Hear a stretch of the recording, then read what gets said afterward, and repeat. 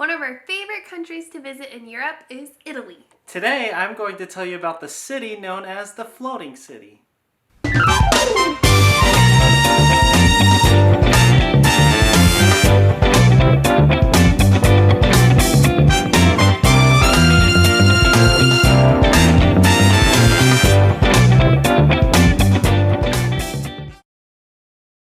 Hi friends, we are glad to have you back for another week of Around the World with Joshua and Alyssa.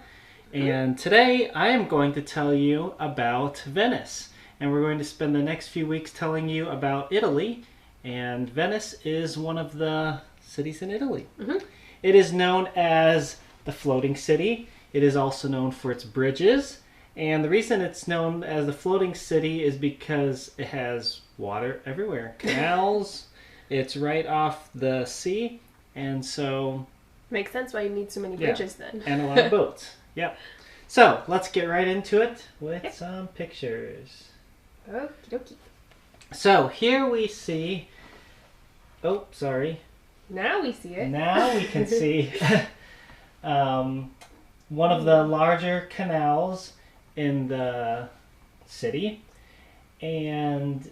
here it is again from a different view, and you can see these big boats going down the middle. And they are more well known probably in some of the pictures you might see for these little boats, because you can pay someone to take you around in one of these little boats. I forgot what they're called. Gondolas. Yeah, that's what it is. Gondola. Yeah, and we're going to look at a different kind of gondola later today, but this is the kind that floats on water. And so you can have one of these guys in this black and white. Now, this isn't this the same kind of shirt that prisoners will wear in some places? But anyway, when you go there, these guys are not bad people. They're not people who escaped from jail. If you see one of these guys wearing the black and white striped zebra shirt like this, they are the guys who will take you around on the boats. Now in the background there, you can actually see there is a shop where they make these boats. Ooh. So that's kind of cool. And in the foreground you see the guy driving it. So a lot of the canals in Venice are really narrow, and you can't drive a motorboat up and down them, but you can have someone take you on a ride around one of these. So smart. Yep. And as we already mentioned, it's also known as the City of Bridges, or it's known for all of its bridges, like over 400 bridges. And so if you don't want to ride around on the water and pay someone to do that, you can just as easily get around the city by taking all the bridges. Here's one of the markets. Looks very much like one of the markets that we have been to in many other places in the world, with all those fresh fruits and other tasty things there. Oh, looks so good. Here's a fun picture. This boy was feeding these, what are those, quail? Pigeons? Quail, pigeons? I'm not sure which ones they are. They're one of those.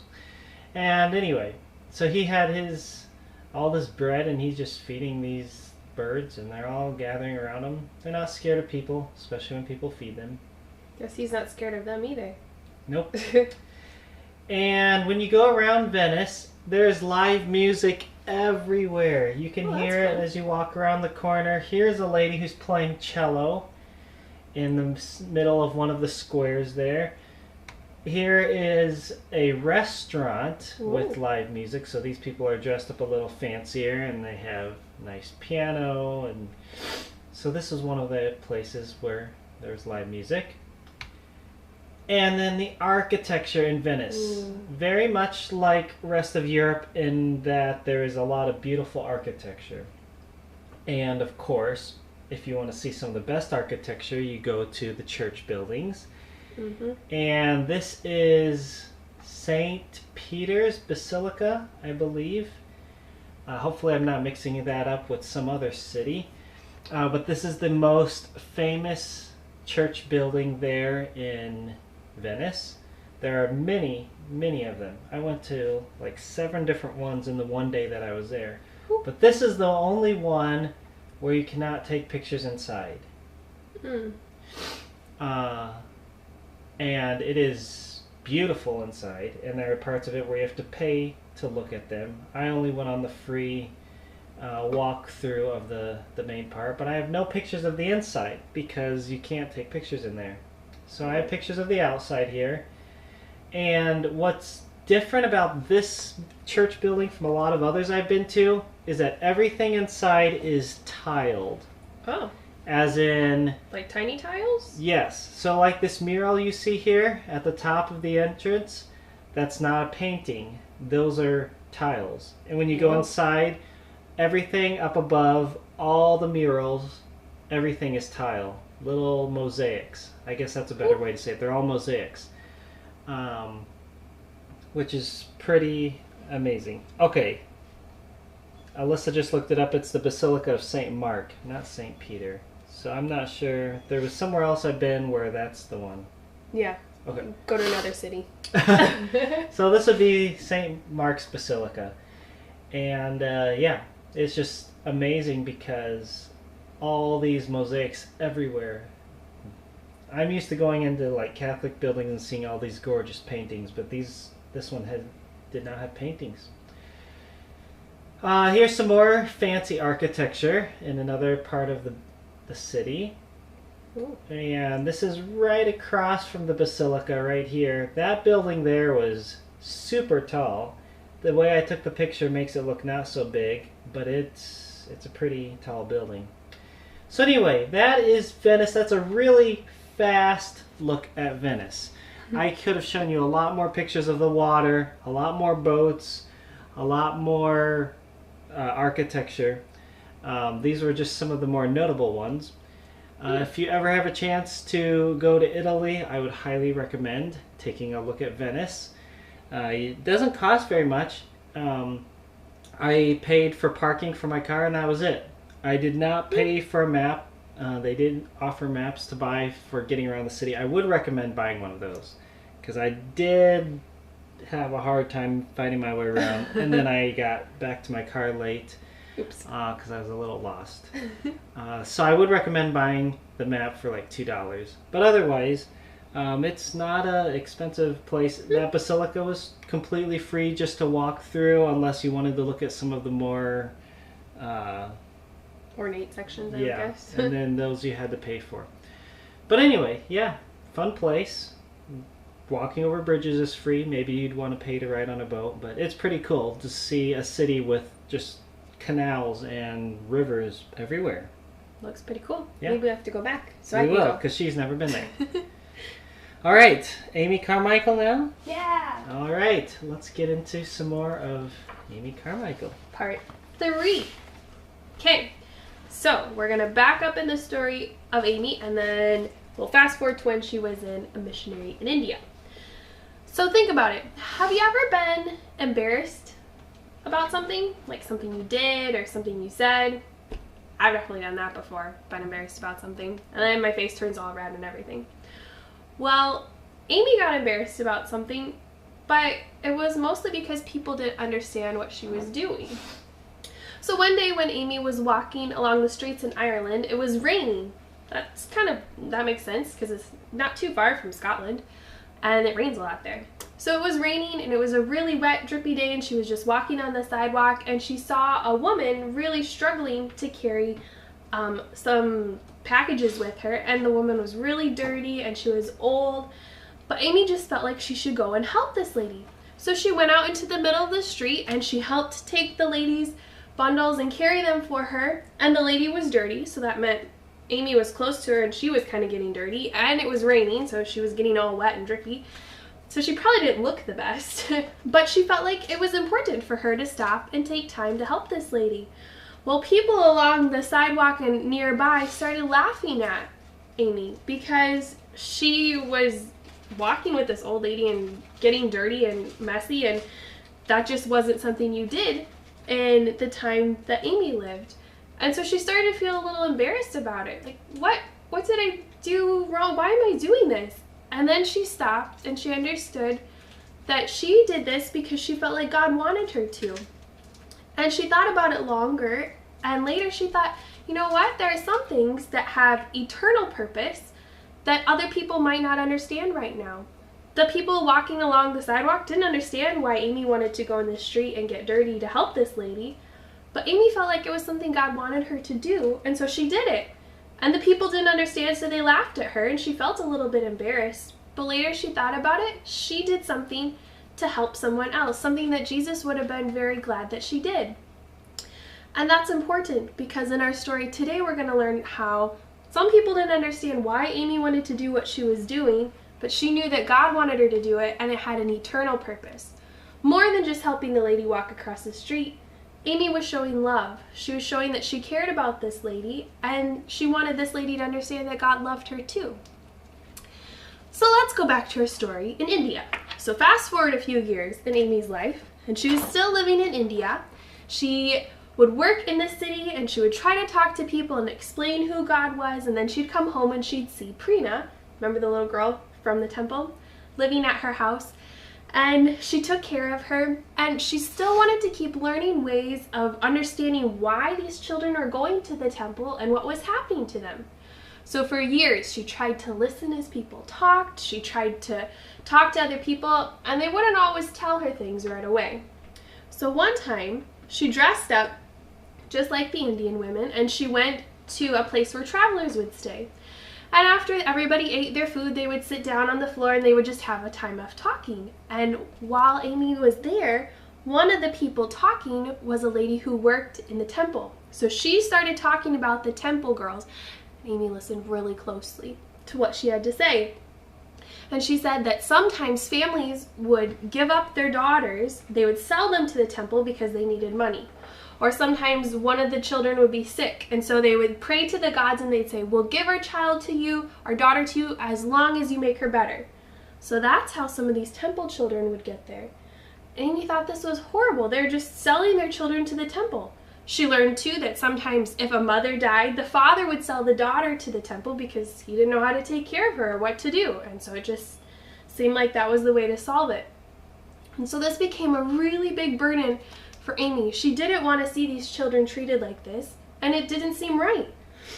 So she began to look for ways of how she could slow this process and stop it from happening. So she went to the other Christians in the area and she told them, I think we should help out these temple children. We should take care of them. We should try to figure out how to stop this from happening. And the other Christians didn't understand why Amy wanted to focus on the children. They said, but you're a missionary. You should be here for the adults. You should be sharing the gospel. If you want to work with the children, you're just going to be stuck raising babies all the time. That's not why you're here.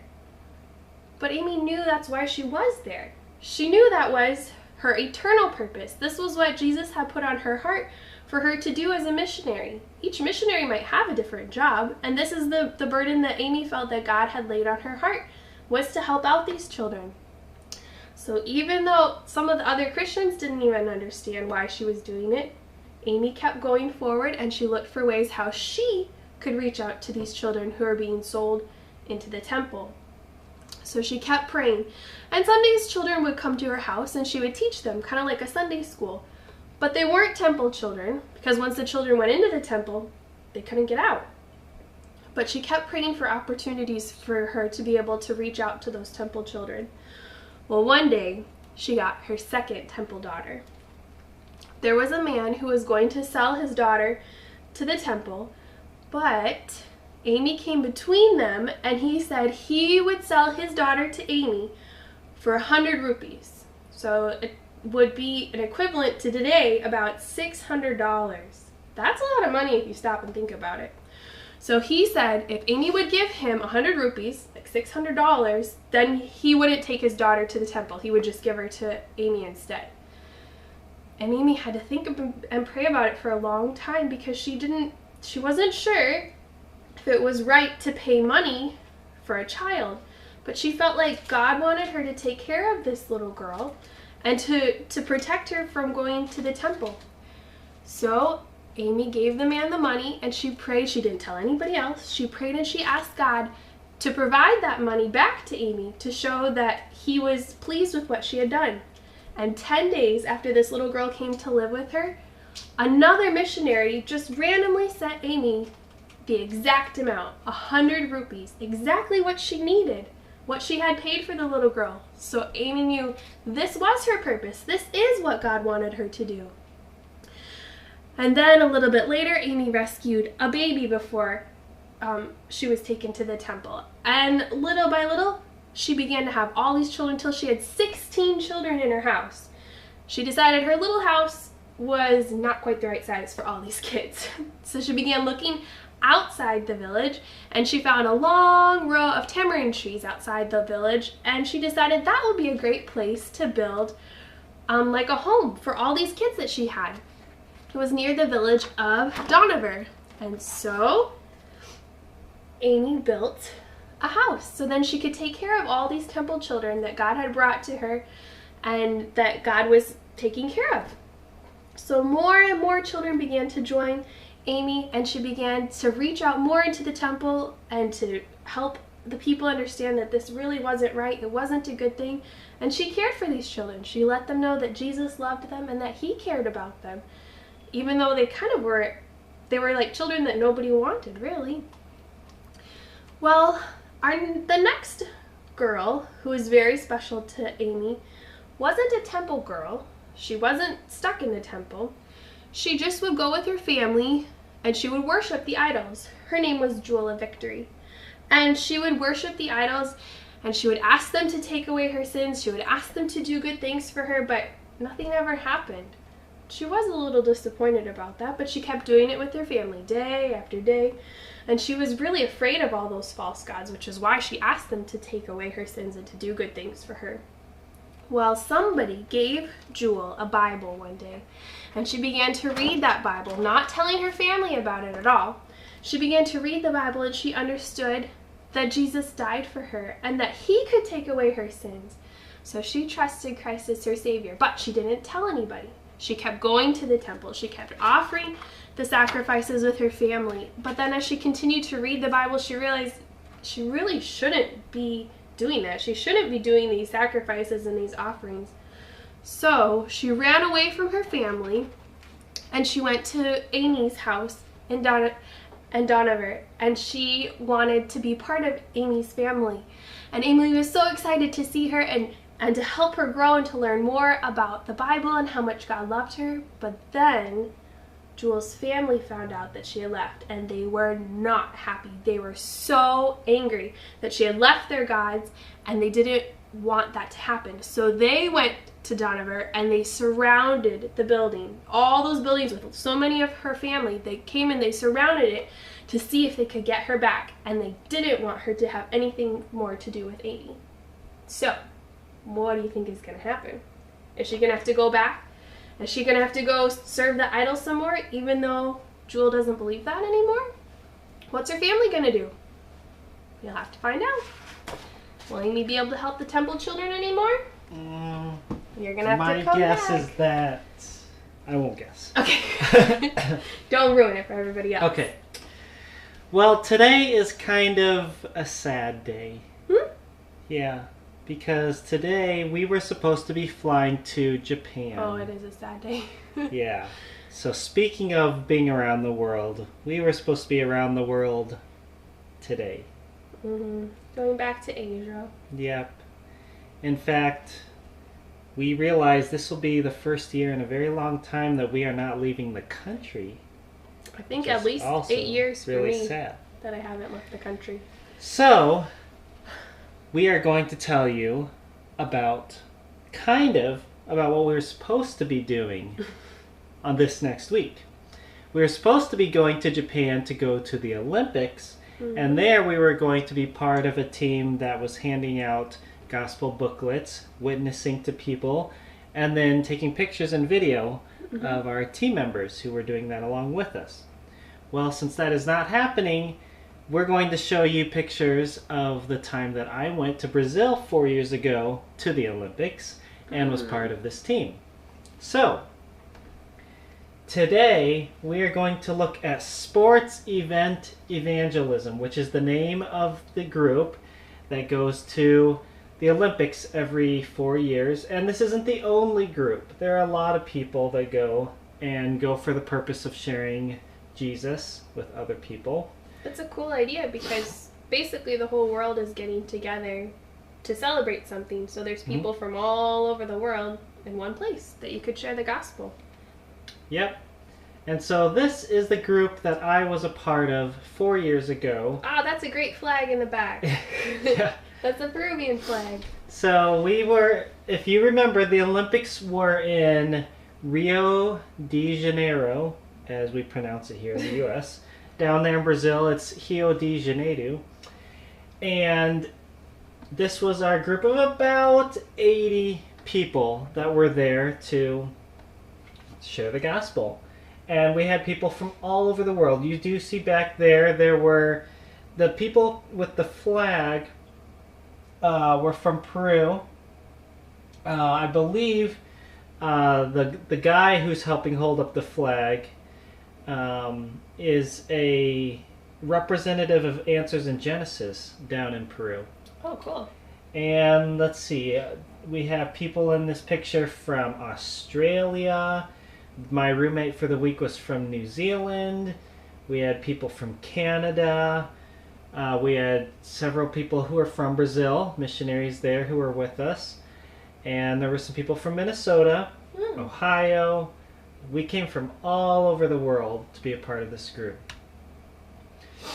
We had boxes and boxes of gospel booklets there. The reason I call them that and not tracts was because they're like a tract, but they contained a lot more information than just a typical tract would. We had them in 10 different languages. You can see here we had boxes in French, Chinese, I can't see what the one is back there, English, we had Portuguese, Spanish, Arabic. Spanish. Okay, is that what that is? Yeah. Hebrew, Japanese, I can't remember them all at the moment, but we had 10, Italian was one of them, 10 different languages.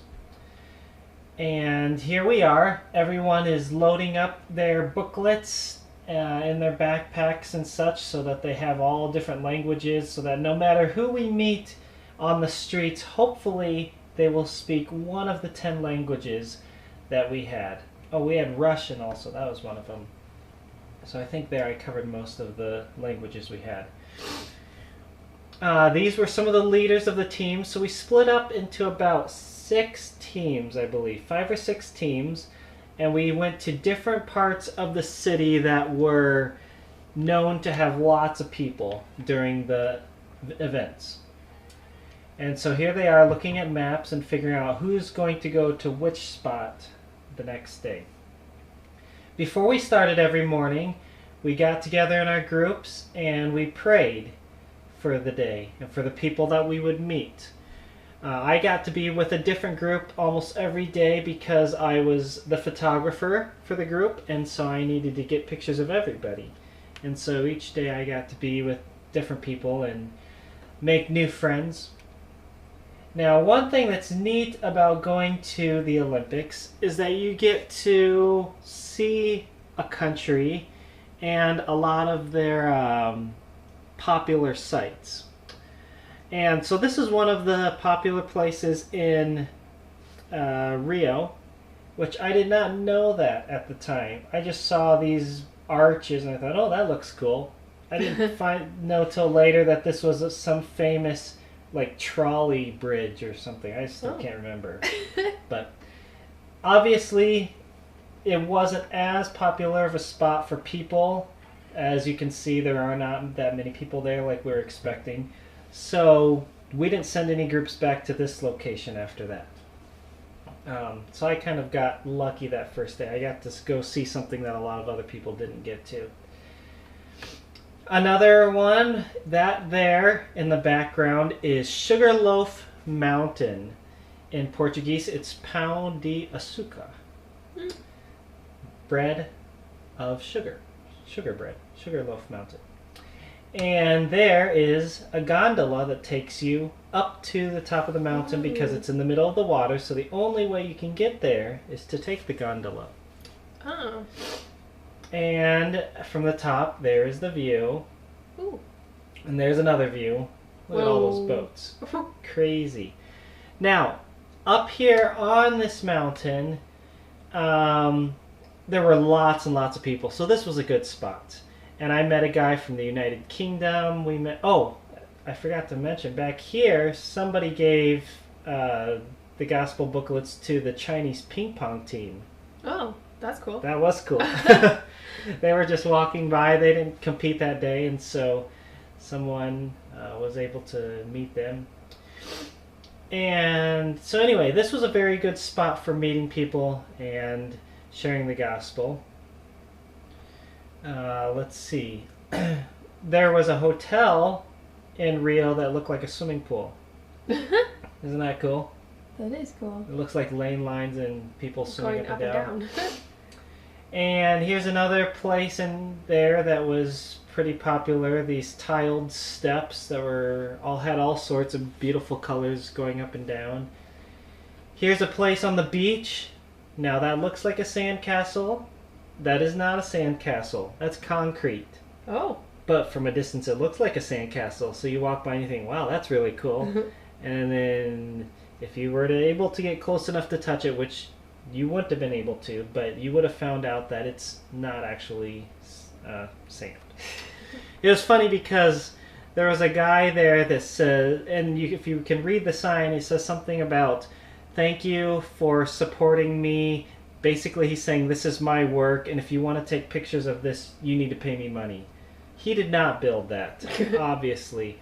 And there were these all across the beach, and people would come, and there would be Brazilians who would not let anyone take pictures without paying them first for something they didn't do. But what we were really there to do, even though we got to see a lot of cool things, and if we had gone to Japan this week, we would have seen a lot of neat things too. And hopefully we get to do that next year. But our main purpose was to share the gospel with people. And so here on the beach, you can see all these people walking up and down, maybe going to events, because this is where beach volleyball was played. Maybe they're just enjoying other things. But we were able to hand out lots and lots of these booklets to people. Here's some girls with just piles of them, and they probably got rid of all of them that day. We handed out over 75,000 booklets in Portuguese. A lot more than that in other languages too. And so there we go. There's one of the Brazilian missionaries from the Amazon that's handing out to somebody. And so that's what this group does. Sports event evangelism. They do go to the World Cup sometimes. That's a little harder though, because the World Cup, the stadiums are spread out all over the host country. The Olympics are easier because they're all in one spot for the most part. And so here's another spot. This was a really great spot. There were thousands of people here, and we were able to hand out a lot of booklets there. Only in Brazil, at least from my experience, can you walk into a grocery store and play soccer inside. This is an employee here, and he's juggling a soccer ball and inviting us to do it with him. I've never seen that in any other store anywhere. Yeah, I don't think so. We also got to go to a Brazilian steakhouse, of course. You can't go to Brazil without going to a Brazilian steakhouse one time. And that was amazing. This is where I found out that I like chicken hearts. I was like, okay, I'll try one. And then I said, oh, these are really good. Yeah, they are. Okay, so that was tasty. This is a guy on Sugarloaf Mountain who got saved. Oh, that's really so cool. So this lady is from Peru, and she knows some Portuguese, but she knows Spanish, and so she can understand enough Portuguese to communicate with people. But I believe this guy was from Argentina, and they speak Spanish there, and so she was able to talk to him, and she was able to lead him to the Lord there. Cool. At night, we all get together and we share. How many different people did we talk to from different countries? And so the first night we had already talked to people from 43 different countries, all in one place.